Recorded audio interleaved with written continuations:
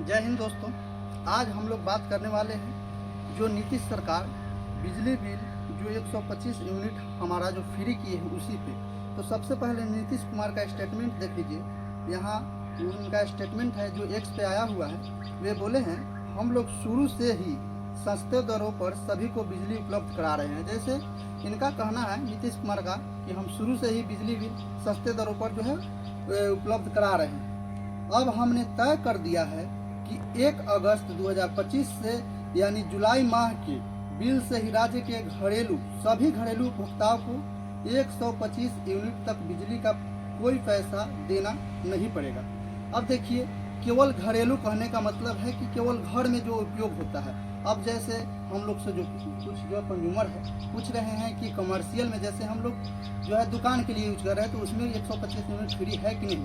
तो हम बता दें कि उसमें 125 यूनिट फ्री नहीं है, केवल घरेलू जो है उसमें फ्री है। और जो एग्रीकल्चर का कनेक्शन है उसमें भी फ्री नहीं है, केवल घरेलू में फ्री है। चलिए आगे लिखे हैं इन्होंने, इससे राज्य के कुल 1,67,00,000 परिवारों को लाभ होगा। हमने यह भी तय किया है कि अगले 3 वर्षों में इन सभी घरेलू उपभोक्ताओं से सहमति लेकर उनके घर की छतों पर अथवा नज़दीकी सार्वजनिक स्थलों पर सौर ऊर्जा संयंत्र लगाकर लाभ दिया जाएगा। जैसे इनका कहने का मतलब है कि सोलर पैनल लगाएंगे और उपयोग कराएंगे। आगे लिखा हुआ है कि कुटीर ज्योति योजना के तहत जो अत्यंत निर्धन परिवार होंगे उनके लिए सौर ऊर्जा संयंत्र लगाने हेतु पूरा खर्च राज्य सरकार करेगी। जब जो परिवार एकदम अत्यंत निर्धन परिवार होगा उसमें कुटीर ज्योति योजना के माध्यम से सरकार अपनी तरफ से उनको सौर ऊर्जा लगा कर देंगे। आगे लिखे हुए हैं लगाकर पूरा खर्च राज्य सरकार करेगी तथा शेष के लिए भी सरकार उचित सहयोग करेगी। इससे घरेलू उपभोक्ताओं को अब बिजली का 125 यूनिट तक कोई खर्च नहीं लगेगा। साथ ही राज्य में 3 अलग वर्षों में एक अनुमान के अनुसार 10,000 मेगावाट तक सौर ऊर्जा उपलब्ध होगी। जो ये स्टेटमेंट है आपको वीडियो में दिख जाएगा। देखिए, नीतीश कुमार का कहना है कि 125 यूनिट फ्री करेंगे। 125 यूनिट फ्री करेंगे, जैसे मान गए कि 200 यूनिट हम खपत कर रहे हैं, उसमें से 125 यूनिट का हमको बिल नहीं देना है। बाद बाकी जो हमारा 75 यूनिट बनता है उनका बिल हमको देना है।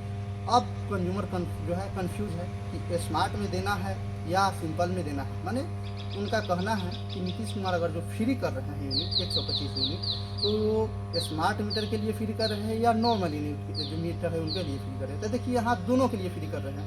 अब कैसे कंफ्यूज हो रहे हैं कि आखिर नॉर्मल मीटर में हमारा 125 यूनिट फ्री मिलेगा या स्मार्ट मीटर में। तो देखिए यहाँ दोनों मीटर में आपको 125 यूनिट फ्री मिलेगा। 125 यूनिट दोनों में कैसे मिलेगा तो हम आपको बता दे रहे हैं। 125 यूनिट अगर आप स्मार्ट मीटर में खपत कर रहे हैं तो आपको कोई रिचार्ज करने की आवश्यकता नहीं।